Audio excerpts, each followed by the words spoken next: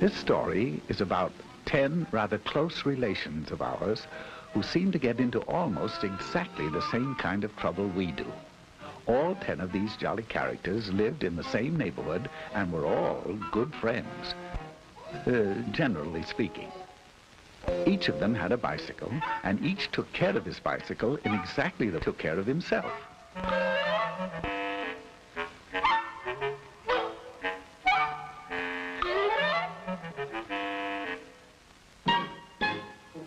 One day they held a group think and decided to have a picnic in a little park just 9 blocks away. Now that doesn't sound far, but a lot can happen in 9 blocks, right? Well, sound off out there. I said right? Right. So they all ran home and made themselves sandwiches. I know that doesn't sound too likely, but of course, human. Then they hurried back, all ready to go. Now, one of the 10 was a rather hungry type. His name was Slim Jim McGupney, and his picnic lunch was what you might call a portable banquet, right? Right. Slim knew that his big sack would be hard to handle, so he asked Orville Slump if he'd carry it for him. Orville had a basket on the rear of his bike. He was a good sort, and he answered, okay. Some of the others noticed this and asked him if he'd carry theirs, too. Orville answered graciously, well, I guess so. And naturally, everybody else did the same until Orville's rear basket looked like a chuck wagon.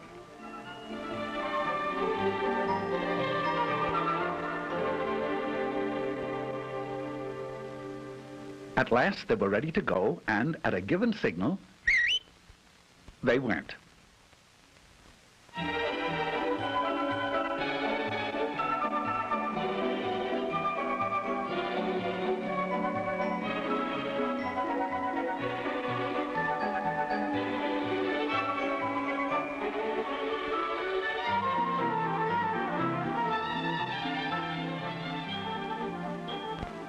Now this is Rooty Toot Jasperson. He had the newest bike in the bunch, and he was as proud of it as he could be. He made it a point to get in the lead, and there he intended to stay. It would seem that Rooty Toot was a slam-bang go-getter headed for big things in life, right? Right. But when you have to be first all the time, there are a few things you find you don't have time for. Such things as making hand signals. Oh, he knew very well that bike riders are supposed to signal just like auto drivers. Hand down for slow or stop. Hand up for right turn. Hand straight out for left turn. But pretty soon, he began to feel silly making so many signals to stay out in front. So he skipped one to rest his poor old tired arm. Just one signal, once. At this point, Rooty Toot Jasperson left the party.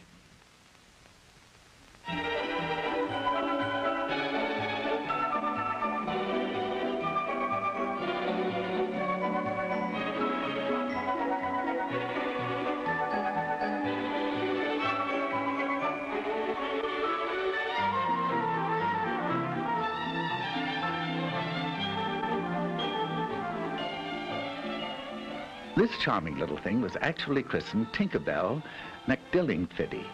She's a sweet and lovely girl, but she has a rather poor memory. Sometimes she forgets to brush her teeth. Sometimes she leaves homework at home. And sometimes she forgets to look at traffic signals. Now she knows that she should. She knows that she should ride just like auto drivers drive. But she's so busy being happy all the time that her little thoughts tend to wander and... oh, dear, dear, they're wandering again. Here she goes.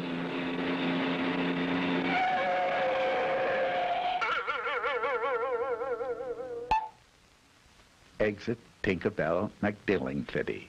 she forgot now and then.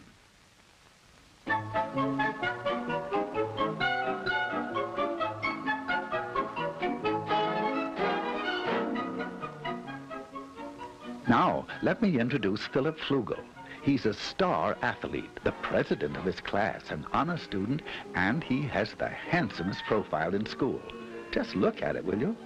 Now, Flug, as his friends call him, has one little flaw in his character. He is very easily bored. Right now, he's asking himself why everyone has to go up this side of the street. It's so samey. So, proving that even a class president can make mistakes, he decided to ride against traffic. Oh, he knows that auto drivers never do this, and that he should follow the very same traffic rules. But he's in the mood to do something different. Anyway, there are no policemen around to see him.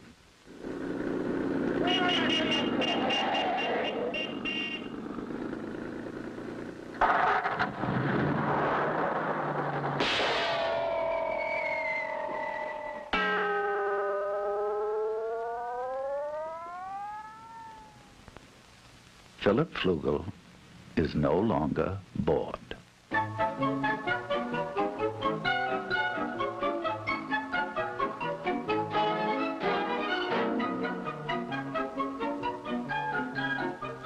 You've probably wondered about this fellow on foot.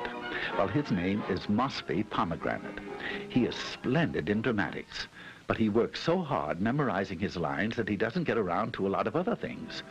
He never made it down to register his bike and get a license for it. He knows very well that a license makes it easy to find out who he is if he's in an accident, and makes the bike easy to trace if it's lost or stolen. That's his trouble.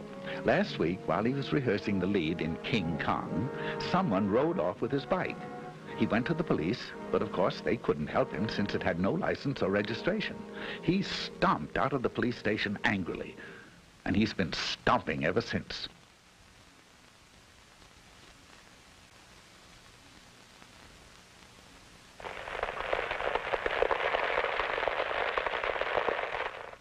Farewell, Mosby Pomegranate, victim of fallen arches.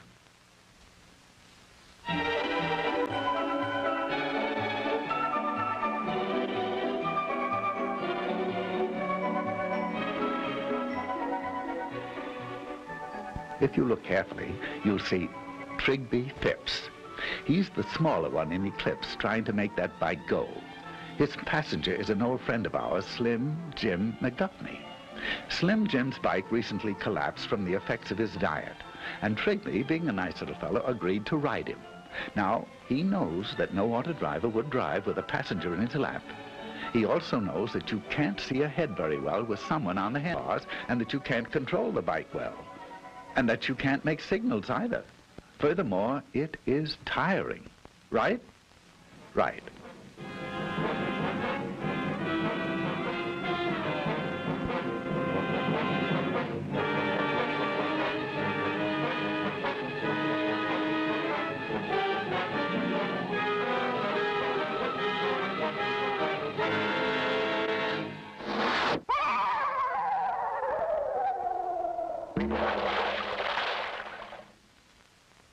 So long, fellas.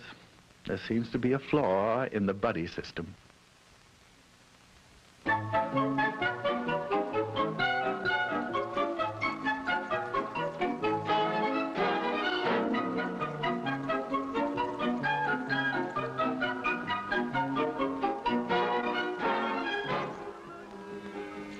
Meet Nellie Swibach. She's as nice as can be on foot. But when she gets on that bike, sweet Nellie becomes terribly impatient with other people's driving. Although there are only a few left now, she's having trouble sharing the street with them. So Nelbert is about to make a decision she'd never make if she weren't angry. There she goes. There she goes. She knows that riding on the sidewalk isn't allowed in her city and many others, and that even where it is, pedestrians always have the right of way. But Nelbert's upset, and she'd like to know just one good reason why she shouldn't take over the sidewalk all to herself.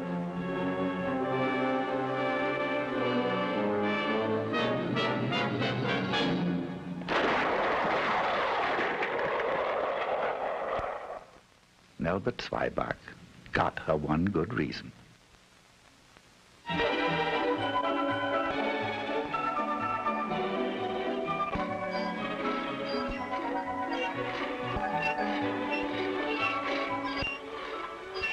Those noise transportation of Filbert Bagel. Filbert hates his old bike. He refuses to take care of it because his folks will probably give him a new one for his birthday. He can't see any reason for taking care of a heap of junk, even if he made it that way himself. He will in a moment, though. You see, he doesn't know it, but he'll find out that there's not a shred of a brake left.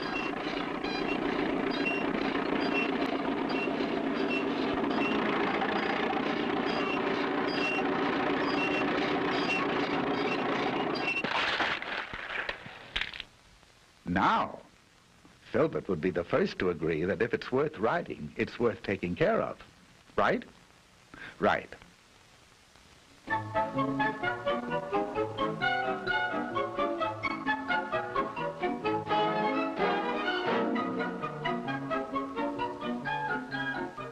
Quickly meet Stanislaw Higginbottom while you can. He's a nice boy, but he won't be with us long.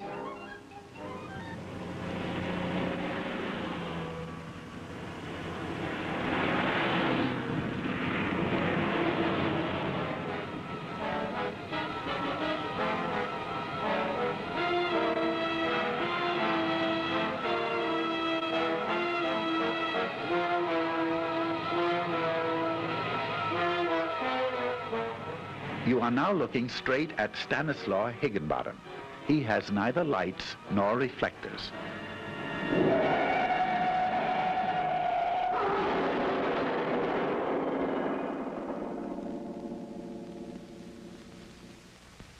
Stanislaw just wasn't quite bright enough.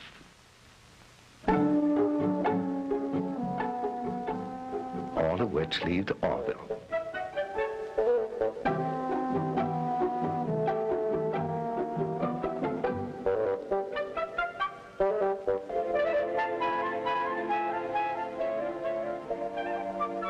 He'll get fat, all right. And here's why he ended up with all these groceries that he doesn't really want. This was Rooty Toot Jasperson. Maybe you remember why he didn't make the picnic. He didn't signal, just once. Do you recall Tinkerbell McDillingfiddy? She forgot to watch the signals, just once. And good old Phil Flugel, he rode up the wrong side of the street, once. Mossby Pomegranate was the walking one. He didn't get around to registering his bike and getting a license. It would have taken him only a few minutes. The small one was Trigby Phipps, and his passenger was Slim Jim McGuffney. They rode double into trouble. Who can forget Nelbert Zweibach? She wanted to know one good reason why the sidewalks didn't belong to her. Then there was Filbert Bagel. He didn't take care of his brakes, so they didn't take care of him. And good old Stanislaw Higginbottom. No lights, no reflector, no Stanislaw.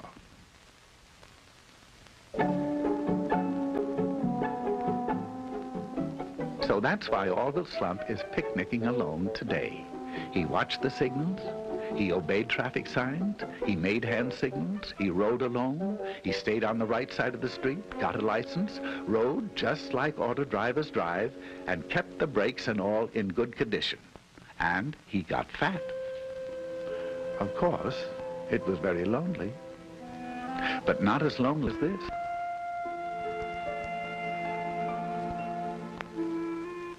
But then, as anyone can plainly see, he wasn't a monkey, right? Now, that sounds as if you really mean it, right?